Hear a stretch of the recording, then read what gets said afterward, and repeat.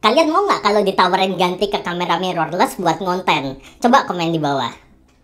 Ini adalah sebuah pernyataan yang klise, tapi banyak sekali konten creator, terutama non-fotografer, itu yang nggak pakai kamera profesional.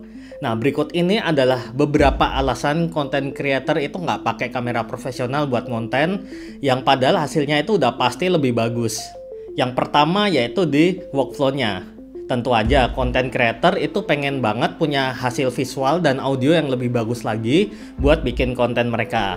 Tapi buat saat ini segmen tersebut itu banyak sekali diambil oleh smartphone dikarenakan kecepatannya. Mereka itu lebih suka snap dan edit dikit lalu upload. Bahkan yang editingnya tadi itu dilakukan di smartphone tersebut. Mereka nggak perlu seperti gua yang menggunakan komputer buat ngedit. Dan di aplikasi-aplikasi instan seperti CapCut tersebut itu banyak sekali filter-filter yang tersedia. Artinya itu berbeda dengan workflow dari kamera profesional yang harus memindahkan data dengan memory card ke handphone atau langsung ke komputer dulu. Nah, kalau dari HP itu kan bisa langsung diupload. Dan menurut gua seharusnya perusahaan kamera seperti Canon, Nikon, Fuji, Sony itu menurut gua harusnya menggandeng perusahaan-perusahaan smartphone buat bisa membuat atau berkolaborasi sebagai ekosistemnya. Entah misalkan bisa kayak airdrop langsung seperti iPhone atau dengan menggunakan metode-metode lain yang cepat. Meskipun sebenarnya sekarang tuh ada kayak buat mengkonekkan kamera ke handphone dengan software tertentu, tapi itu tetap makan waktu dan cukup lama dan belum ada satu software pun yang reliable. Yang kedua yaitu ukuran dan berat.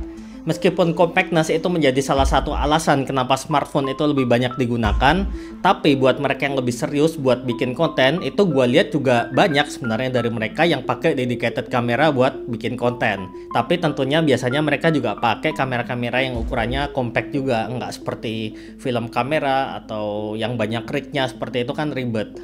Nah, beberapa contohnya seperti kamera Sony ZV, Lumix S9 yang kemarin keluar, itu menurut gua adalah kamera compact yang nggak terlalu berat dan itu langkah yang sudah bagus diambil oleh kamera brand. Dan beberapa kamera mirrorless compact yang cukup kaya akan fitur ini itu bakal menjadi jembatan buat upgrade buat kalian yang pakai handphone itu berganti ke kamera yang lebih proper, kamera mirrorless misalkan.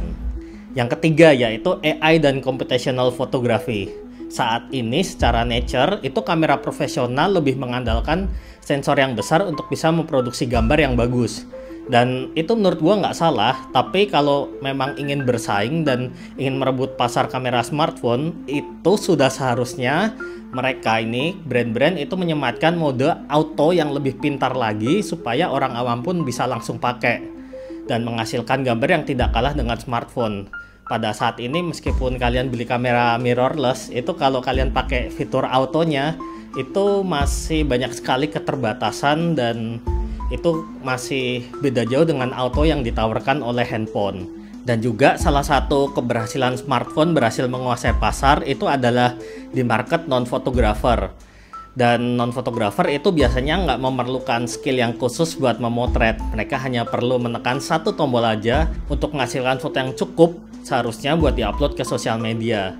Dan jika pasar mirrorless itu mengadopsi hal ini, itu menurut gua akan banyak content creator yang banyak upgrade karena kemudahannya dan tentunya akan dibantu AI dan algoritma untuk membuat foto bagus secara instan. Dan kalau perhatiin lagi nih, Fuji, ini contoh yang menarik nih. Sebenarnya itu udah menerapkan hal ini dengan filter film simulasinya yang membuat foto itu seakan menjadi estetik, mengikuti kemajuan zaman yang ada pada saat ini. Tapi itu kayaknya belum bisa menembus pasar non-fotografer deh. Jadi hanya mengandalkan filter aja itu kayaknya masih nggak cukup. Atau mungkin jangan-jangan kita harus nunggu Apple atau Samsung mengeluarkan kamera mirrorless dulu. Tapi Samsung udah pernah dan gagal ya. Kalian tahu nggak kenapa? Dan komen di bawah kalau kalian setuju. Jangan lupa follow dan kita ketemu di video selanjutnya. Bye.